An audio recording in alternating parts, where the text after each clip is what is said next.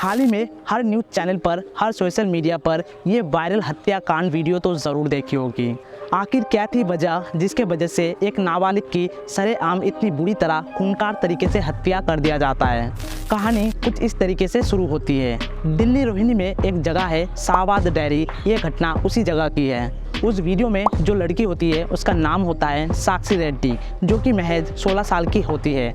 और वीडियो में जो लड़का खून कर रहा है उसका नाम है साहिल खान और उसकी उम्र 20 साल होती है। साहिल खान और साक्षी दोनों ही उसी इलाके के रहने वाले होते हैं। साहिल खान पेशे से एसी फ्रिज रिपेयर करने वाला होता है।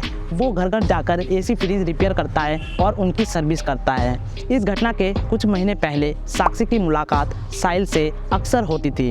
स्कूल ट्यूशन वगैरह जाते वक्त गली मोहल्ले में दोनों ही एक दूसरे को देखते थे, मगर बातचीत नहीं होती थी। फिर ऐसे एक दूसरे को देखते देखते राह चलते दोनों में बातचीत शुरू होता है और दोनों आपस में अपना फ़ोन नंबर एक्सचेंज करते हैं। फिर इनकी दोस्ती बहुत आगे तक जाती है और दोनों एक दूसरे को पसंद करने लगते हैं और दोनों में प्यार हो जाता है। साहिल और साक्षी कुछ ही दिनों में दोनों बहुत घुल मिल जाते हैं। इस दौरान साहिल को एक चीज़ पता चलती है, जो साक्षी साहिल से पहले कोई प्रवीण नाम के लड़के के साथ रिलेशनशिप में थी।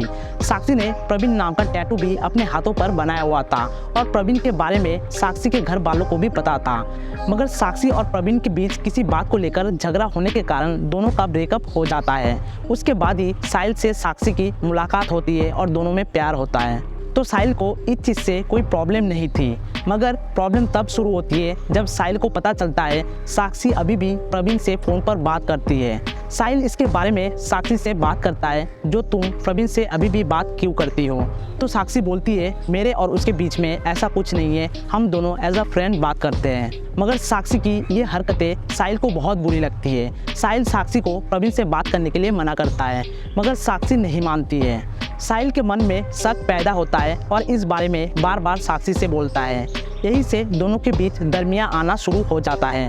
दोनों के बीच झगड़े होने लगते हैं। साक्षी इन सब चीज़ों से बहुत परेशान हो जाती है। अब बस वो साहिल से छुटकारा चाहती है और ब्रेकअप चाहती है, मगर साहिल ब्रेकअप नहीं चाहता है और आए दिन साक्षी को रास्ते में पकड़कर परेशान करता है, डराता धमकाता है, मिलने की जिद करता है। रोज के इन सब चीज़ों से साक्षी भी बेहद परेशान हो जाती है। फिर वो इसके बारे में अपने एक फ्रेंड आरती को बताती है, जो साहिल इस तरीके से उसको रास्ते में डराता धमकाता है और परेशान करता है। फिर आरती के एक जान पहचान का भैया था झबरू नाम का, जिसका उस इलाके में थोड़ा दबदबा था।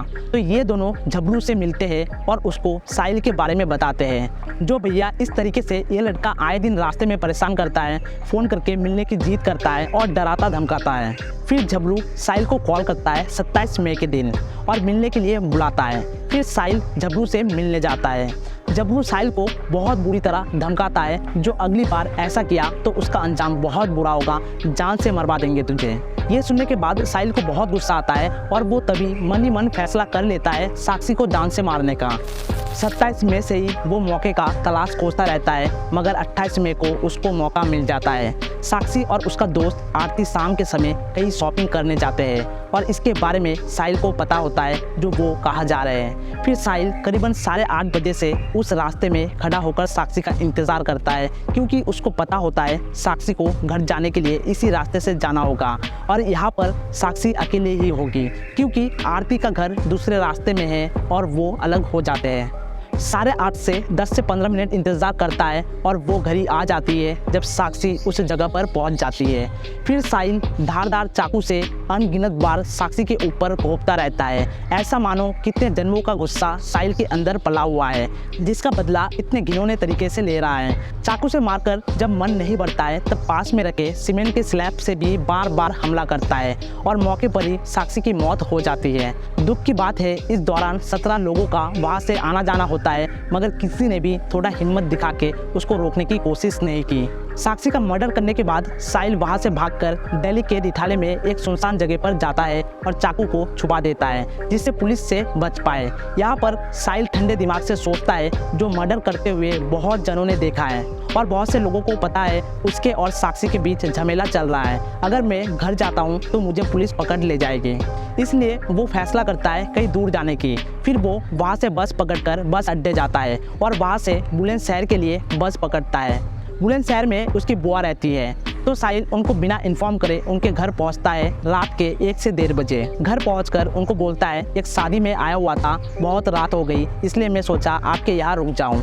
फिर वो वहाँ रुक जाता है और आराम से सो जाता है। और दूसरी तरफ शाहबाद डायरी इलाके में हाहाकार मच जाता है साक्षी के मर्डर को लेकर।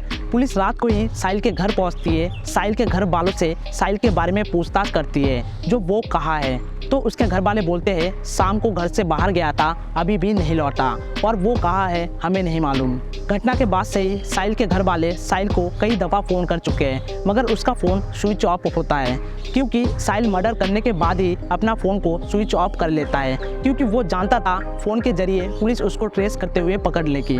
पुलिस उसके परिवार के सभी लोगों का नंबर टैप करती है, जिससे पुलिस को उनके मोबाइल्स में आए हर कॉल्स की जानकारी मिल पाए और साहिल कहाँ छुपा हुआ है उसके बारे में भी पता चल पाए।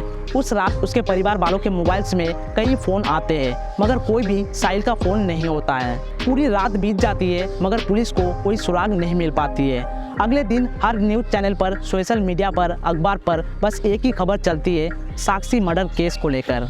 मगर अभी भी साहिल के बुआ वगैरह इस घटना से अनजान होते हैं, क्योंकि किसी ने भी उन्हें इन्फॉर्म नहीं किया था और ना ही उन्होंने कोई न्यूज़ वगैरह देखी थी। फिर करीबन सुबह के 10 बजे साहिल के बुआ साहिल के पिता को फ़ोन करती है और बोलती है कल रात इतने बजे साहिल आया है, बोल रहा था किसी शादी में आया है। जैसे कि साहिल के पिता का फ़ोन टैप हो रहा था, तो इनकी हर एक बातें पुलिस भी सुन रही थी और साहिल के पिता को भी कुछ बताने से मना कर दिया गया था। इसलिए साहिल के बुआ को कानों कान खबर नहीं होती है आखिर साहिल क्या करके उनके घर छुपने के लिए आया है। तो इस कॉल के बाद पुलिस को खबर मिल जाती है जो साहिल उसके बुआ के घर बुलंदशहर में छुपा हुआ है। तो साहिल के पिता से पुलिस उसके बुआ का एड्रेस लेती है और तुरंत ही पुलिस के एक टीम को बुलंदशहर के लिए रवाना कर देती है और बुलंदशहर पुलिस को भी इन्फॉर्म कर दिया जाता है इन पर निगरानी रखने के लिए, कहीं साहिल भाग ना जाए। फिर करीबन 1 बजे पुलिस की टीम बुलंदशहर पहुंचती है और साहिल को धर दबोचती है उसके बुआ के घर से।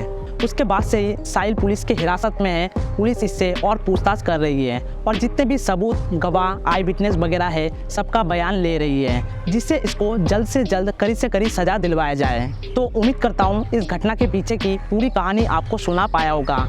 इस घटना से हमें बहुत कुछ सीखने को मिलता है। सबसे पहले इस दुनिया में जितने भी लोग हैं, बच्चे हैं, सबको अपनी माँ बाप की बात हमेशा माननी चाहिए, और ख़ासकर उन बच्चों को जो नाबालिग है और इन सब लड़कों के चक्कर में पड़ जाते हैं। जब तक आप नाबालिग को कम से कम इन सब प्यार व्यार के चक्कर में ना पड़ो, अपनी माँ बाप की बात सुनो, पढ़ाई करो, अपने करियर में ध्यान दो। जैसे ही आप 18+ हो जाते हो, एडल्ट हो जाते हो, तब आप में इतना सोच विचार हो जाता है और आप समझ पाते हो क्या ठीक है क्या बुरा है। इसलिए आप सबसे एक चीज़ कहना है, अभी आप पढ़ाई करो, माँ बाप की बात सुनो, अपना करियर बनाओ और इन सब प्यार व्यार से दूर रहो। इस वीडियो को जितना हो सके शेयर करो और लोगों में एक जागरूकता फैलाओ। ऐसे मानसिकता वाले लोगों से रिलेशनशिप तो दूर, दोस्ती भी ना करें।